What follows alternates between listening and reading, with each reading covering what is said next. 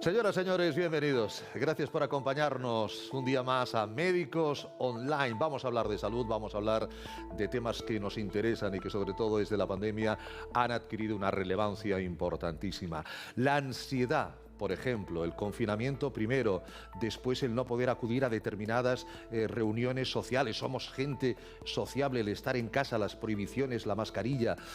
Hay quien dice que luego vendrá esa pandemia también en el que los psicólogos tendrán mucho trabajo. Hoy queremos empezar con un excelso psicólogo. Es el doctor Carlos Baeza, doctor en psicología, psicólogo de la Clínica de la Ansiedad. Doctor Baeza, bienvenido y gracias por acompañarnos. Hola, buenos días. Muchas gracias a vosotros por invitarme. Doctor, el nombre que ni pintado, Clínica de la Ansiedad. Ya vemos claramente cuál es la especialidad. Hay poco más que explicar. ¿Qué es lo que se refiere a la ansiedad? Lo que se refiere a la ansiedad, ¿qué repercusión está teniendo en la pandemia? Y se lo voy a preguntar en dos vertientes. Quien ya ha tenido una ansiedad, quien ya conoce lo que es una ansiedad, esa ansiedad le ha podido volver a aparecer, se ha podido agravar, o aquellas personas que nunca lo han tenido han debutado por todo ese panorama que sabemos con la ansiedad, doctor Baeza.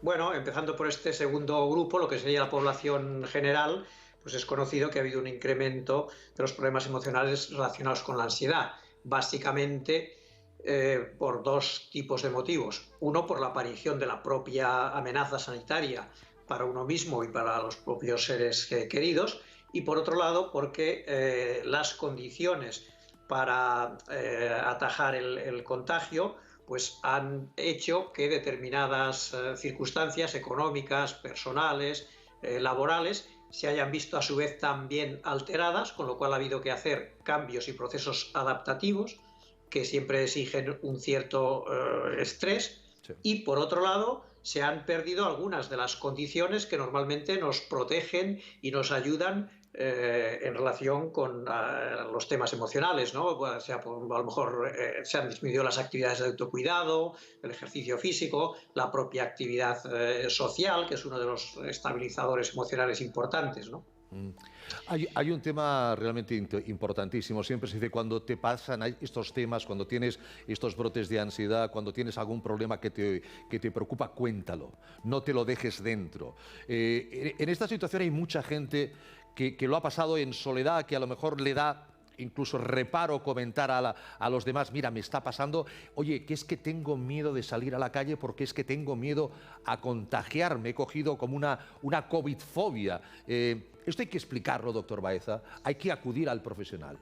Sí, afortunadamente, como es mucha la gente que ha manifestado que se encuentra con estos problemas en estas circunstancias, pues también en esta ocasión se ha podido hablar del problema o se ha podido expresar más libremente que en otros casos, ¿no?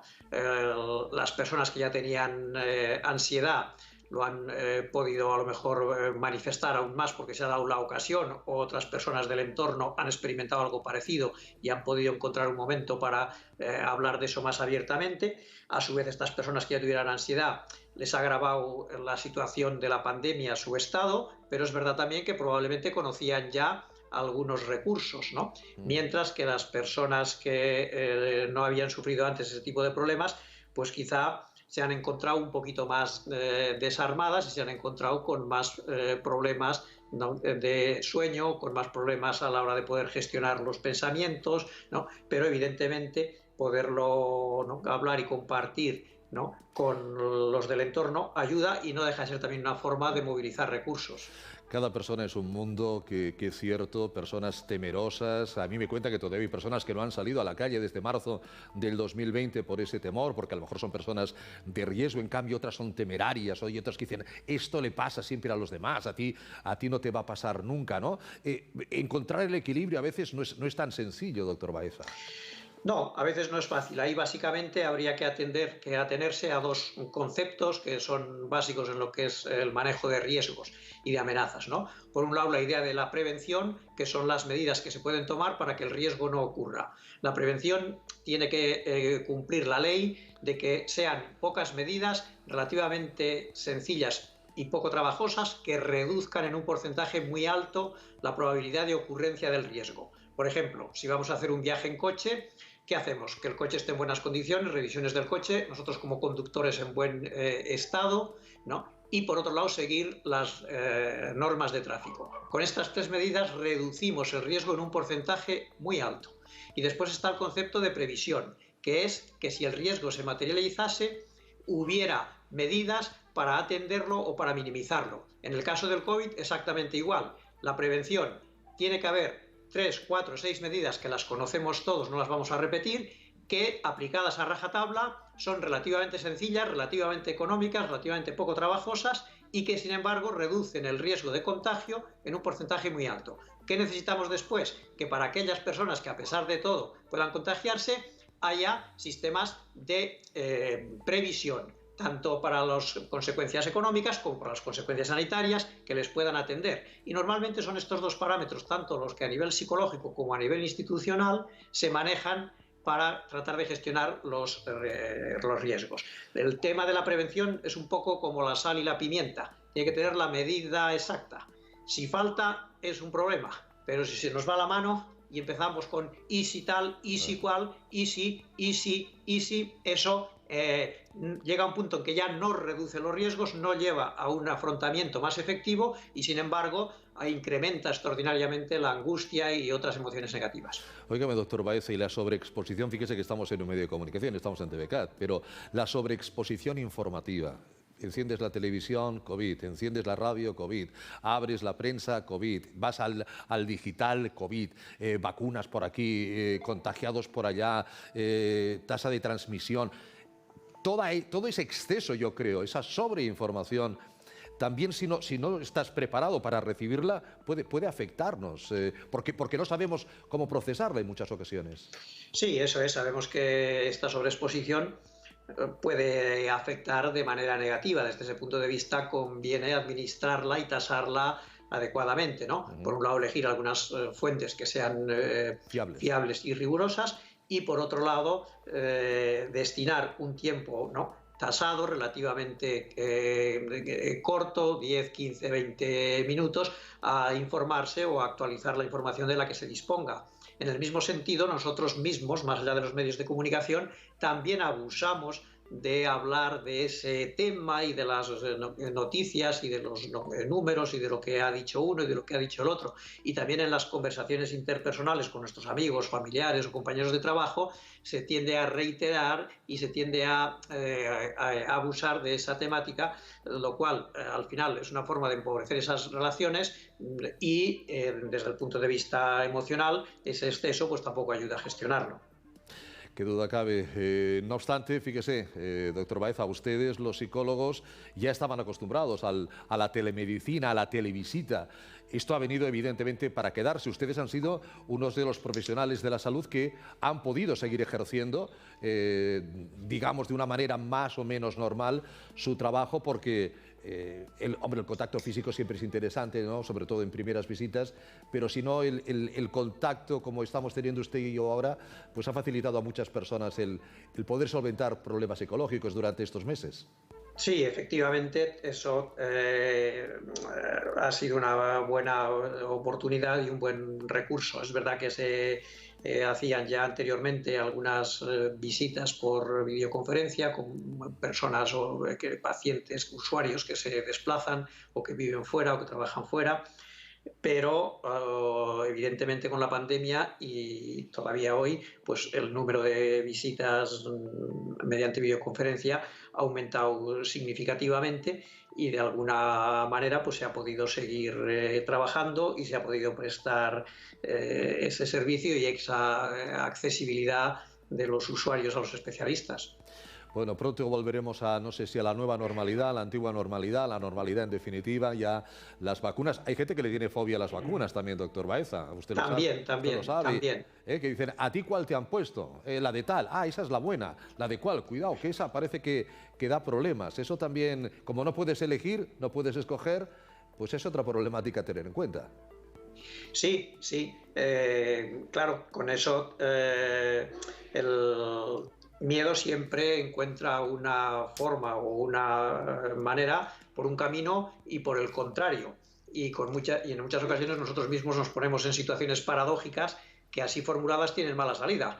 porque sin vacunas mal y con vacunas mal, entonces, ¿qué hacemos, no? Entonces, esa formulación de planteamientos paradójicos a veces también es una de las cosas que genera cierta angustia. Como decíamos antes, pues al final hay que tratar de, fiarse de los científicos, que en realidad son los que tienen una información rigurosa y no tienen otro interés que la verdad, el conocimiento con sus pros y con sus contras, y después pues valorar lo que decíamos antes de los riesgos frente a los beneficios. El miedo para el que sí hay una vacuna. Se llama psicólogo, se llama experto en problemas o en alteraciones de la esfera y del área mental. Doctor Baeza, ha sido un placer tenerle con nosotros. Don Carlos, psicólogo de la Clínica de la Ansiedad. Muchísimas gracias y hasta pronto, doctor. Muchas gracias a vosotros. Que vaya muy bien y cuidaros. Igualmente, cuídese. Gracias. Hasta luego. Doncs ara anem a parlar de la fisioteràpia. La fisioteràpia serà el nostre argument d'eina de treball en els propers minuts. La fisioteràpia que també, lògicament, ha tingut el seu patiment en aquests moments de pandèmia. Com s'ho han pogut manegar, de quina manera han pogut atendre els seus pacients, com la fisioteràpia, doncs també ara en aquesta etapa ja cada vegada més propera del post-Covid, doncs pot ser una eina important, com tornar. Nosaltres tenim avui l'avantatge de ser-hi amb dos excel·lents fisioterapeutes, la senyora Elisabet Ventura i Marià Geste. Elisabet, Marià, benvinguts i gràcies per ser amb nosaltres. Gràcies. Us veig ben protegits, respectant, òbviament, els temes de seguretat. Uns temes de seguretat que amb el món de la fisioteràpia heu tingut que tenir molt en compte. Jo no sé fins i tot si en un primer moment veu tenir que tancar portes, perquè, clar, la fisioteràpia és una eina de salut, de contacte estret amb el malalt, no, Elisabet? Això veu tenir problemes al començament de tot això de la Covid? Sí, inicialment vam haver de tancar perquè, clar, la nostra feina, com bé dius, és de contacte molt directe amb el pacient, de molta proximitat. Llavors necessitem, tot i que quan ja vam poder començar a treballar, ens vam posar els trajos, les mascaretes i totes les proteccions, però inicialment, durant el confinament, vam estar una temporada tancats, sí. Tot i que companys nostres que treballen dintre dels centres hospitalaris, ells sí que van poder seguir fent la seva feina i, a més va ser molt important, tant dins de les UCIs com a nivell de la fisioteràpia respiratòria que es fa posteriorment en les entitats. Quan han sortit de la UCI ja comencen a poder moure's una miqueta millor, tot el que és la rehabilitació respiratòria i tot el que és la rehabilitació de tornar-se a reacostumar a l'esforç. Sí, ha sigut duret, però jo crec que la fisioteràpia té un gran paper. Que important ha estat la feina, efectivament, dels fisioterapeutes també a les unitats de cures intensives, als hospitals, a la gent que ha estat malauradament hospitalitzada. Veiem la llum segurament al final del túnel. Marià, senyor Geste, jo ara suposo que els vostres habituals clients preguntaven, no? Marià, com esteu? Podem anar-hi? Esteu oberts? Com treballareu? Heu pres totes les mesures? Què us preguntava el pacient habitual del vostre centre? En principi, les mesures són habituals. El tema de transmissió que estava molt conscienciat amb la gent i la gent ho entén perfectament i s'ha adaptat molt bé a tota la problemàtica que hem tingut. Tenim uns plans informatius, les persones que comencen el tractament fem l'explicació i fan una sèrie de protocols que ja tenen adquirits i ja són amb mitjans de comunicació i en molts llocs ja ha sigut molt difosos, la mascareta, tema de distància, hem tingut que adequar tot el centre amb les distàncies de seguretat, les sabates per entrar, per no entrar al carrer, evitar una miqueta tot el tema de contagis i de transmissió que pugui haver. Senyora Ventura... Mascareta, però habitualment treballen amb mascareta i més protegits. Evidentment. Perquè, de fet, Elisabet, com ens pot ajudar la fisioteràpia en aquests moments de pandèmia i ja de postconfinament en el que estem? A veure, la problemàtica que ens hem trobat, no només amb la gent que ha estat cansada, sinó amb la gent que ha estat fent el confinament, és que pel temps que ha estat a casa sense una mobilitat normal, ens trobem que ha anat perdent molta força muscular. i la gent més gran ha perdut també mobilitat. Llavors, això què ens comporta? Per una banda, que patologies prèvies, gent que tenia mals d'esquena, gent que tenia problemes de genoll, problemes d'espatlla, que més o menys els tenia controlats perquè tenia un bon to muscular, perquè feia la seva activitat física, ara tot això, o després del confinament, ho va perdre. I al tornar a començar les activitats normals, s'ha trobat amb menys massa muscular, s'han reaguditzat tots aquests problemes i també n'han sortit de nous. Gent que prèviament no tenia problemes tendinosos, gent que prèviament no tenia problemes d'esquena, arrel d'aquesta pèrdua de força ha augmentat o ha tingut problemes. També ens trobem amb gent que ha presentat osteoporosis, o sigui, ha perdut massa òssea, bé perquè estava en una època de la seva edat, bé perquè per falta d'activitat s'ha creat menys os i quan ha començat a fer una activitat normal han sortit també a vegades petites fractures espontànies que en diem perquè el seu os no era de bona qualitat. Llavors, la idea de tot això és que és molt important com tornem a l'activitat diària per no causar més lesions. Fer-ho de forma molt progressiva, o sigui, no podem passar d'haver estat en un confinament a fer tota l'activitat que fèiem prèviament perquè això ens pot lesionar. Llavors, nosaltres, per una banda, tractem aquestes lesions i, per altra banda, intentem fer aquest reentrenament a l'esforç i indicar a tothom, sobretot, que quan torni a fer una activitat que no ha fet fins al moment, ho faci poc i sovint. El secret és aquest: poca estona, descans i de forma continuada. L'activitat un dia a la setmana no ens assegura. I de quina manera, senyor Yeste, Marià, ens pot ajudar aquí el fisioterapeuta per tornar a aquesta activitat, com diu la senyora Ventura, de mica en mica, de poc a poc? Ja sé que la gent té ganes, està neguitosa per tornar-hi a l'activitat, però l'important és previndre les lesions. Com ho podem fer, Marià? Sí, la labor del fisioterapeuta té dues vessants. Una és quan ja existeix la patologia, quan ja hi ha la lesió, quan ja hi ha el problema, una miqueta de solucionar. Però en aquest cas de la pandèmia, sobretot ha sigut una miqueta reorientar, o sigui, tornar a ensenyar una miqueta les funcions que han de fer aquest cos que ha estat parat, no? Imaginem un cotxe que ha estat al garatge un mes parat i la tornes a agafar. Doncs necessita un rodatge, necessita unes indicacions, necessita uns consells per tornar a fer aquesta activitat i no fer-ho de bruscament ni provocar una sèrie de canvis que el cos necessita adaptar-se mica en mica, a nivell físic i a nivell mental inclús. Segurament molts dels espectadors que tenen l'amabilitat de veure'ns hauran sentit alguna vegada parlar de les zones de xoc. Nosaltres volem parlar de les zones de xoc a les tendinitis. Per què serveixen, Elisabet, senyora Ventura, les zones de xoc? Tenen alguna contraindicació que sigui destacable? Inicialment destacar, un incís, i llavors li passo la paraula a Marià, arrel de no haver fet exercici, de no haver fet activitat durant aquesta pandèmia, ens trobem que ara apareixen moltes tendinitis, perquè els tendons perden resistència i quan tornem a fer l'activitat ens trobem amb moltíssimes tendinitis de supraespinós, tendinitis a tot nivell, a nivell rotulià, però sobretot les tendinitis que són estrella ara són les de la fàscia del peu, les tendinitis de la fàscia del peu, que és una musculatura que hi ha a la loera. Per què? Perquè el que hem fet menys és poder fer llargues caminades, fer molta sobrecàrrega a aquest nivell, i ara que ens tornem a posar drets sobre les activitats, comença a molestar, anem tirant, comença a molestar, anem tirant, i aquí apareix la tendinitis. Llavors, ara us ho explicarà més exactament el Marià, que és el company que està fent un estudi sobre les zones de xoc, per què serveixen aquestes zones i quines indicacions i contraindicacions tenen. I els problemes dels tendons, quan estan en repòs o quan baixen l'activitat física que es tenen per costum o per una sobrecàrrega, per un excés de treball, un excés de càrrega, en el taló s'acumula un dolor molt punxant, molt incipient, que no et deixa caminar, que no et deixa fer un punt de càrrega, un punt de pressió. Llavors, els tendons queden molt poc irrigats, no li arriba prou sang, i llavors l'hora d'això el que fa són tres efectes.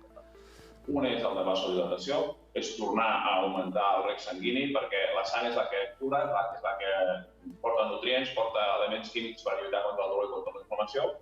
Llavors fa un efecte sedant, fa un efecte anestèsia una miqueta de la zona, perquè està percutint sobre unes zones, unes terminacions nervioses que han patit, que han estat en males condicions. I llavors, a mig plaç, el que fa és una regeneració del teixit. Això és el que interessa una miqueta, no? Que aquest teixit que està degenerat, que no està treballant bé, que té falta de col·làgen, està deshidratat, torni a tenir les condicions adients per tornar a funcionar, per tornar a fer càrrega, per tornar a fer l'activitat normal que estava. A més, són grans experts en ones de xoc perquè em sembla, Maria, que estàs fent una tesi doctoral sobre el tema, no? Exacte, vull dir, com que a nivell de tractaments de ones de xoc sí que hi ha uns estudis científics que avalen l'evidència científica d'aquest tractament, però potser el que no ens falta una miqueta és informació dels factors de pronòstic o per què aquestes lesions ens donen tan sovint i quina manera podem estudiar-les per poder fer més eficaços i fer el tractament molt més adient. Doncs Maria Lleste, Elisabet Ventura, ha estat un plaer tenir-vos amb nosaltres. Moltíssimes gràcies i fins la propera. Adéu-siau. Moltes gràcies. En Médicos Online vamos a abordar ahora el tema del lipedema.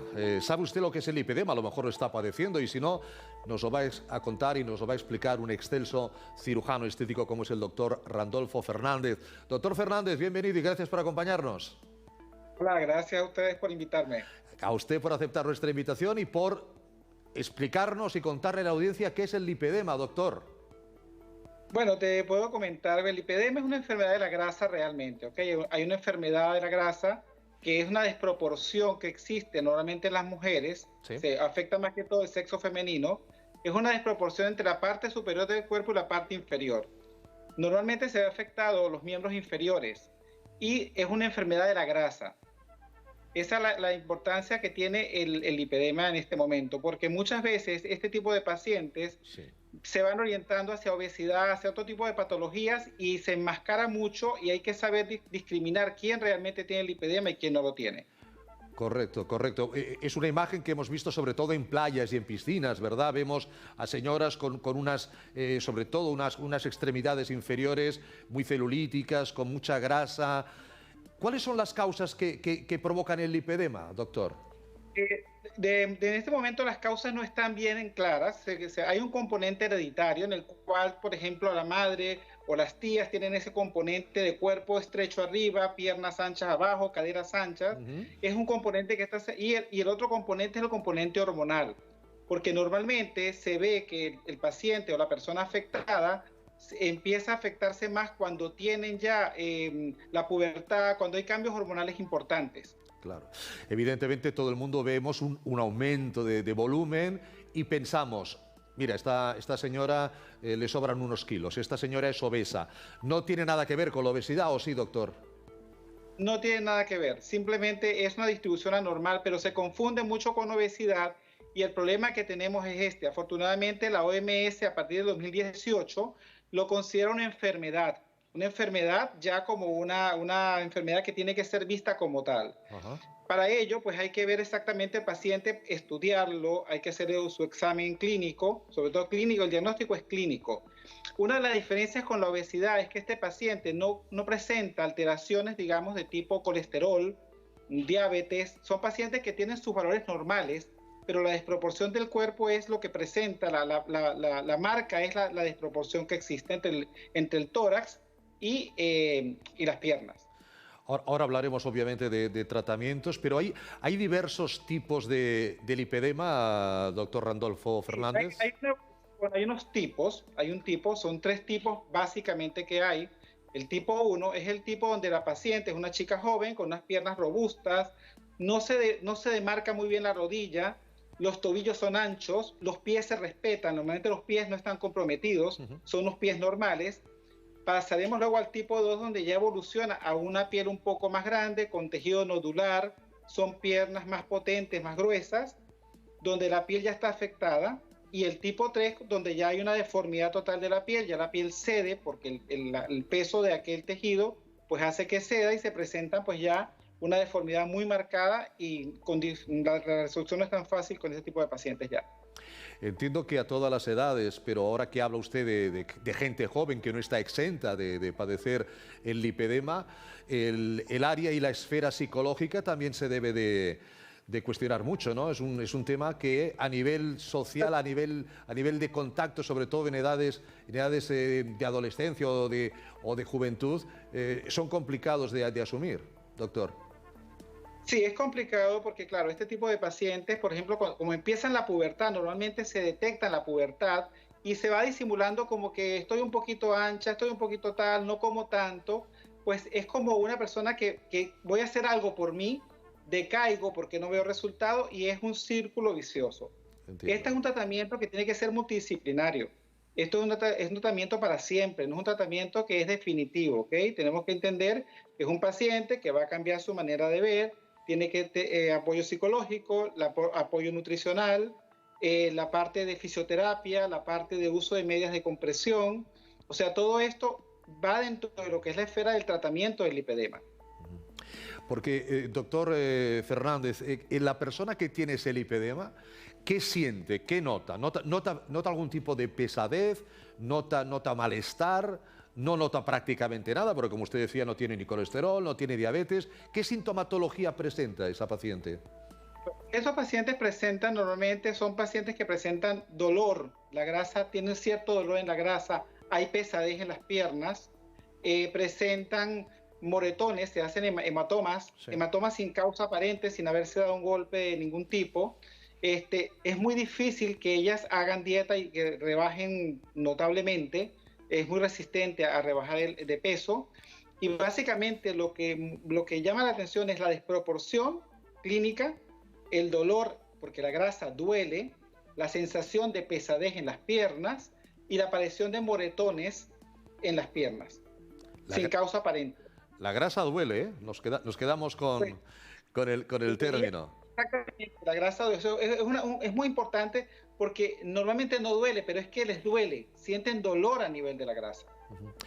Y si hablamos del tratamiento, usted lo acaba de decir, Randolfo, doctor Fernández, es multidisciplinar, pero desde su vertiente como cirujano y como médico estético. La medicina estética, ¿en qué parte interviene en el tratamiento de un lipedema?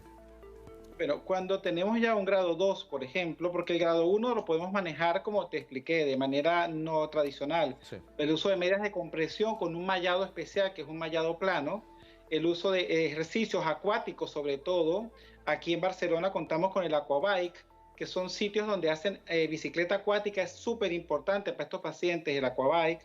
Las dietas antiinflamatorias también es importante, el apoyo psicológico, como lo hablamos. Y cuando ya vamos al tema de cirugía, porque tenemos un volumen muy grande donde es difícil que lo podemos manejar desde el punto de vista dietético o de ejercicio, vamos a lo que es la lipoescultura descompresiva. Se llama lipoescultura descompresiva y se recomienda realizarla con un equipo llamado Aqualipo o BodyJet, o en las cifras en inglés que es Water Assisted Liposuction. Son equipos que son particularmente muy suaves o muy gentiles al tratar el tejido, no rompen tanto el tejido y se extrae una cantidad importante de tejido. No quiere decir con esto que el paciente no tenga que tener un postoperatorio y que tenga que seguir usando las medias de compresión. Es importante eso también. Seguro, pero por lo que usted me está contando, si yo le pregunto si se cura el lipedema, ¿qué me contesta, doctor? No, ¿verdad? no se cura. El lipedema no se cura. Tenemos que entender Es una enfermedad crónica, es un problema crónico. Crónica que sí, que es reversible, o sea, puede revertirse, pero el paciente tiene que entender que sus hábitos de alimentación son fundamentales. Sí. Las dietas antiinflamatorias son fundamentales en este tipo de pacientes. Es importante el drenaje linfático manual también. Es muy importante porque eso también ¿qué podemos hacer? Si no me voy a operar de momento, pues hacemos drenaje linfático manual, que es muy importante, la dieta, el uso de medias de compresión, el ejercicio y, por supuesto, si vamos a la cirugía, una vez que pase la cirugía tienes que continuar tu vida, Claro. Tu vida como lo estás haciendo hasta ahora, Claro. para evitar que recaiga. Pero imagino que a la paciente lo que le importa es si puede tener una buena calidad de vida y sobre todo Claro. si estéticamente va a mejorar visiblemente para poderse quitar en muchas ocasiones esos problemas y esas obsesiones que pueden tener cara a los demás, ¿no? Y sobre todo el tema de la calidad de vida es importante para el paciente. Las pacientes se ven muy afectadas porque están limitadas por aquel peso y necesitan también tener calidad de vida. Muchas son madres, tienen hijos y quieren también estar con ellos, compartir cosas que no pudiesen hacer con aquel volumen que presentan si no se llega a hacer la lipoescultura descompresiva. El lipedema con el doctor Randolfo Fernández, médico estético. Muchísimas gracias, doctor Fernández. Ha sido un placer tenerle con nosotros. Seguimos hablando en otro momento, doctor. Por supuesto. Gracias a ustedes. Hasta pronto. Cuídese.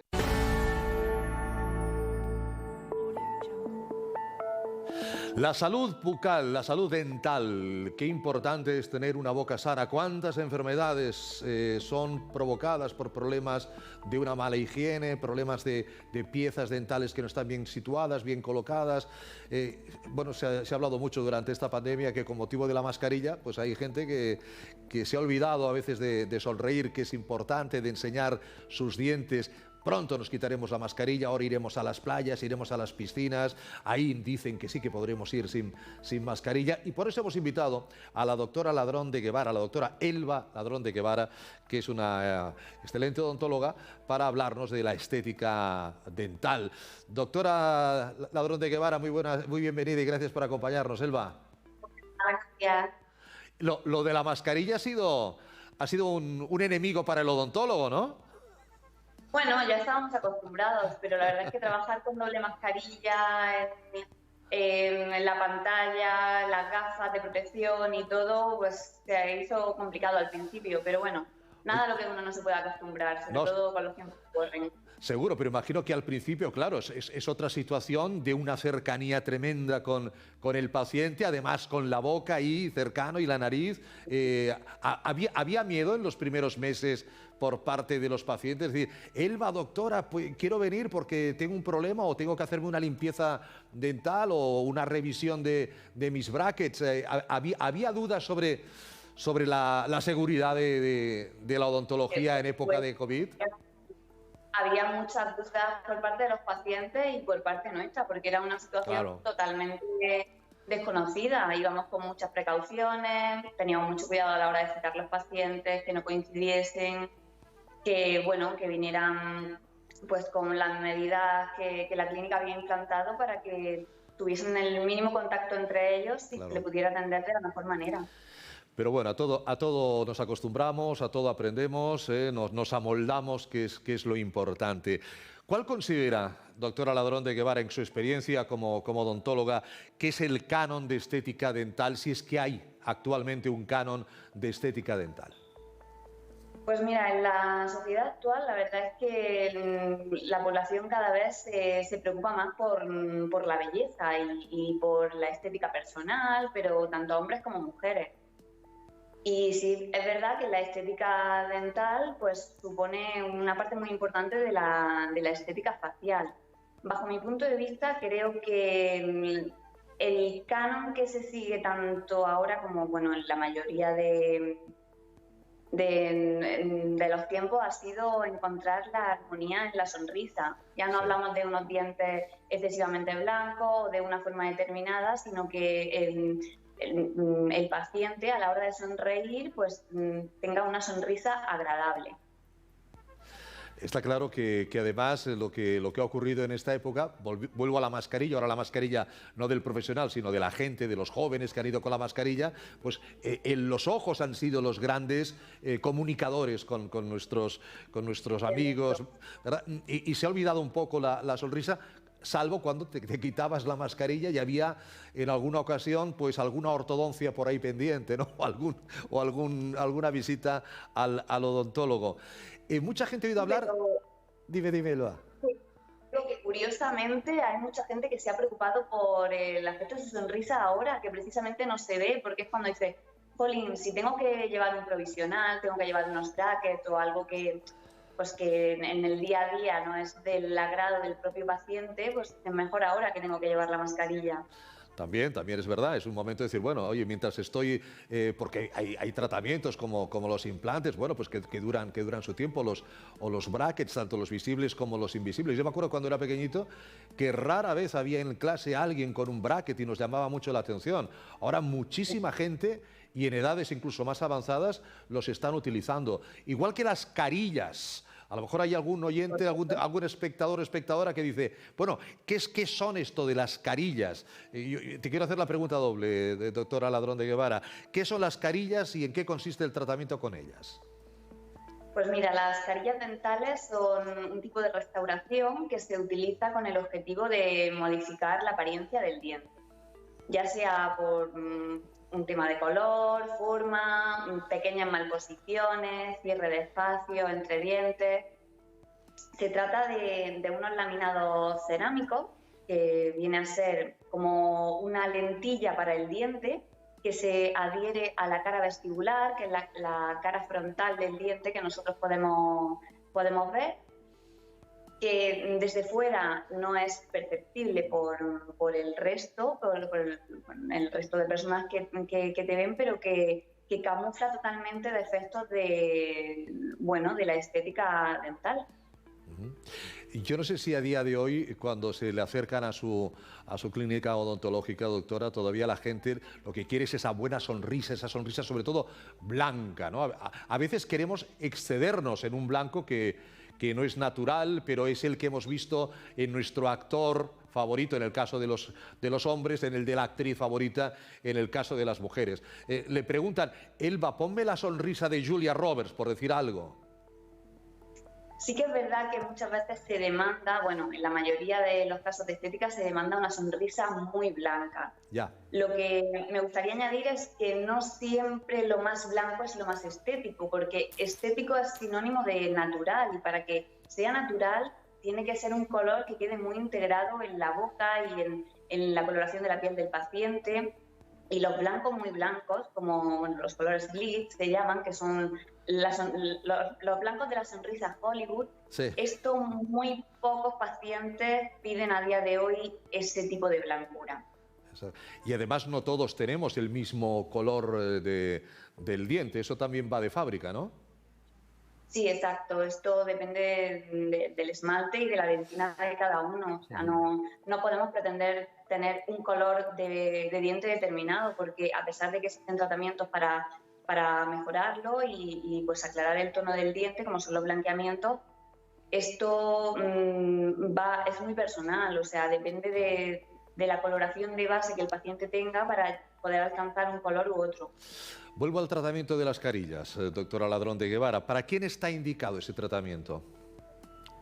Pues mira, el tratamiento de carillas está indicado en aquellos casos en los que haya defectos, como he dicho antes, defectos de forma, defectos de tamaño, defectos de color, pequeños defectos en la posición, aunque realmente para problemas en la posición se aconseja la ortodoncia. De hecho, muchas veces el tratamiento estético con carillas va precedido por un tratamiento ortodóntico y posteriormente, si hay algo que camuflar, algún diente que corregir o incluso aunque se vaya a cambiar la sonrisa completa, siempre es preferible que el diente esté en su sitio, en su posición ideal, claro, para tener que tocar al mínimo ese diente.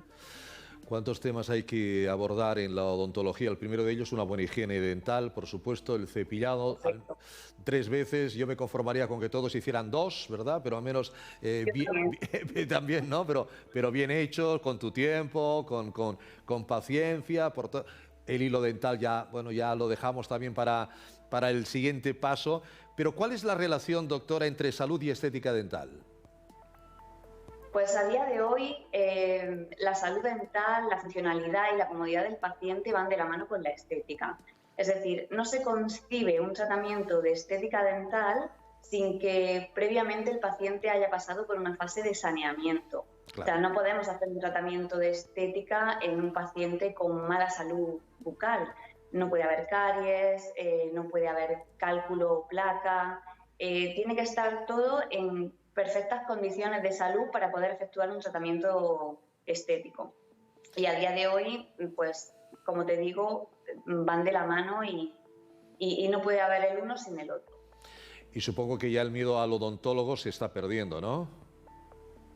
Bueno, eso es más complicado, pero sí, cada vez se intenta que el paciente esté más cómodo y que venga con confianza y, bueno, pues el tema del miedo se va superando poco a poco.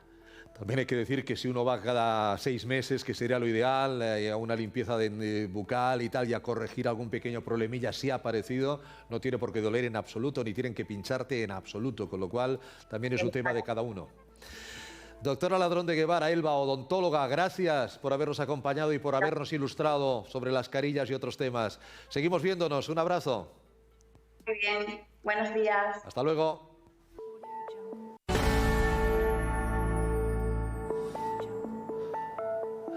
Bueno, pues vamos a hablar de medicina del deporte, que es algo que cada vez está afortunadamente más en boga, y gente que ya no solamente por el tema de la pandemia se ha puesto a correr o se ha puesto a hacer ejercicio, que por cierto, abro paréntesis, para estar en condiciones físicas correctas. Para hacer deporte has de estar en condiciones físicas correctas. No voy a hacer deporte para estar bien. O sea, has de estar bien para hacer deporte. Eso es absolutamente clave. Dolores articulares, obesidad, ese binomio, ¿qué tal va unido? Pues se lo vamos a preguntar a un experto en medicina del deporte como es el doctor Eduard Rivas. Doctor Rivas, bienvenido y gracias por acompañarnos. Gracias igualmente. Doctor, vamos a ver, el otro día un doctor nos dijo, la grasa duele. Yo le quiero preguntar, ¿la obesidad causa dolor, doctor Rivas? La obesidad en sí misma causa muchas cosas. Sí. De todos es conocido que bueno, es un factor de riesgo cardiovascular, ¿no? Eso es a lo que más asociado lo tenemos y lo que en más medios de comunicación pues ha ido saliendo. El tema de los infartos, los problemas cerebrales que puede causar. Pero sí, la obesidad puede causar otros problemas, ¿eh? Por ejemplo, que esté en actualidad sería una relación de causalidad con la severidad de la infección COVID. Y esto ya hay algún estudio que lo empieza a apuntar.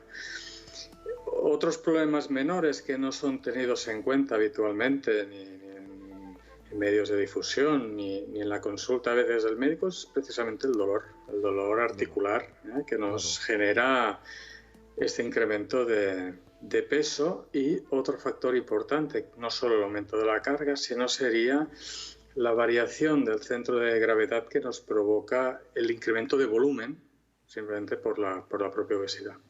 ¿Y qué tipo de dolores? ¿Es solamente un dolor o hay una gama de dolores que nos puede causar esa obesidad, doctor?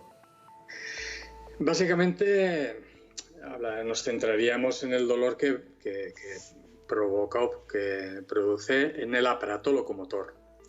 El aparato locomotor es lo que en medicina, cuando hacíamos primero o segundo de carrera, nos enseñaban que era lo que nos sirve para movernos, ¿no? ¿De qué de qué partes del cuerpo se suele quejar más frecuentemente las personas con dolor y con un exceso de peso? Yo lo centraría en dos estructuras, en dos localizaciones. Una en la espalda. Yo siempre hago el símil de la mujer embarazada, y que obviamente conforme va incrementando el periodo de gestación, pues a veces hay problemas lumbares, pues por incremento de volumen que hablábamos antes. En caso de la obesidad es un embarazo que se prolonga muchos años, entre comillas. Y otra localización que la gente se suele quejar bastante frecuencia serían las rodillas. Es decir, que en estas dos partes sería lo que yo podría destacar. Fíjense las personas con artrosis, que son muchísimas, que además tienen la obesidad, que pues lo que cargan, evidentemente, tienen que moverse. Todo el mundo nos hemos de mover, porque el ser humano tiene que moverse. Pero dice, no me duele, no me muevo porque me duele. Bueno, aunque te duela, dice el doctor Rivas, que hay que moverse.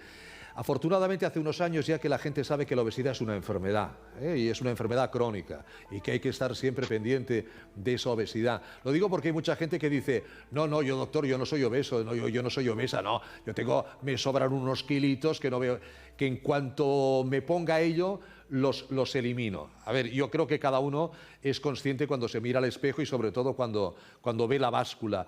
Pero ¿cómo podemos distinguir entre lo que es un sobrepeso que no va más allá de lo que ya es una obesidad que está afectando no ya la esfera estética, que también, sino la esfera de salud, que es evidentemente lo más importante?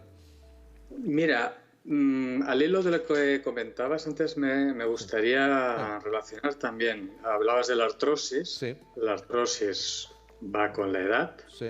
Yo no sé exactamente si es una enfermedad o simplemente es un envejecimiento normal de la articulación, que está relacionada con la edad. Y muchas veces la obesidad también va relacionada con la edad.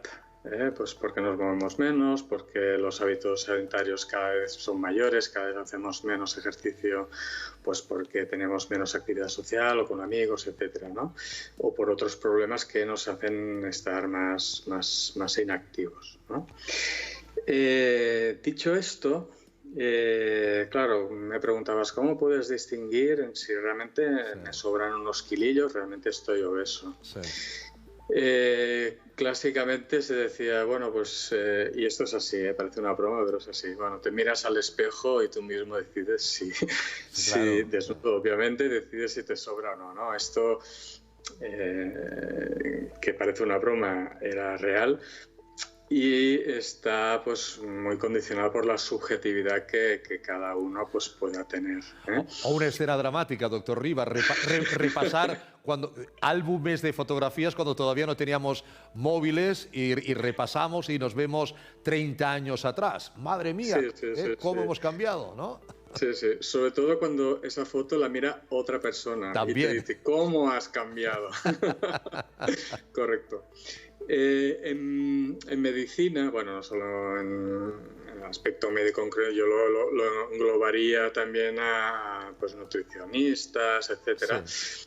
Hay un índice que no es exacto, pero es muy sencillo de calcular y que realmente a nosotros los médicos nos va muy bien para hacer esto que nos gusta tanto, que es clasificar. Entonces, ya hace años, diría en el siglo pasado, pero claro, es que estamos en el siglo XXI, con lo cual hace 2 siglos, sí. Que un belga llamado Ketelek ideó una fórmula que relacionaba el peso con el cuadrado de la talla. Esta fórmula se llamó índice de masa corporal, sí. El famoso 1 IMC. Sí. Y en función de este pequeño cálculo, realmente muy sencillo, nos permite ver si estamos en un normopeso, si tenemos un déficit, un estado nutricional, pues una delgadez, o si estamos en un sobrepeso o en una obesidad, cada estadio con sus grados. Tampoco nos vamos a extender porque no es el objeto, pero con esta sencilla fórmula que no es exacta, y no es exacta porque a veces no distingue entre si tú tienes un aumento de peso debido a la grasa o un aumento de peso pues porque bueno, pues estás muy cachas y tienes mucha masa muscular. Claro, esto no lo permite distinguir, pero bueno, en la población general nos da una idea bastante buena de por dónde van los tiros. O un hueso también, ¿no? El tema óseo también cambia de una persona a otra. Sí. Doctor, para terminar, vuelvo... Para que lo tengamos en cuenta a nivel de la población general, esa fórmula que utilizan los seguros para calcular los riesgos cuando hacemos seguro de vida, o sea que es importante tenerlo bien y si estamos muy cachas, adelgazar un poquito si tenemos que firmar un seguro. Aunque solo sea por la póliza, por el importe de la póliza. Doctor Rivas, termino, pero vuelvo al dolor. Aparte de perder peso, que imagino que es obvio, ¿qué otras medidas podemos adoptar para eliminar o reducir ese dolor que nos puede provocar la obesidad? Bueno, hay medidas muy sencillas. Por ejemplo, un calzado bien blando, ancho y que nos dé una buena amortiguación entre la superficie, entre el suelo y el pie, ¿no? Y en derivación del pie, pues todo lo que representa rodilla, cadera y también espalda, pero la vibración también se transmite de forma ascendente. Y esto bueno, cada vez se va aceptando más, pues ir con un calzado deportivo, un calzado ya no tanto de vestir, con estas suelas de zapatos rígidas y duras y que a veces pues pueden causar dolores, sobre todo si hay un exceso de peso.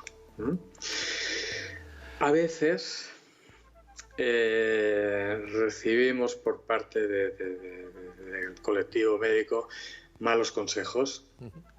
El típico mal consejo sería ir a andar cada día 1 hora, ¿no? Hacer la ruta del colesterol. A veces hay senderos que ya se denominan la ruta del colesterol.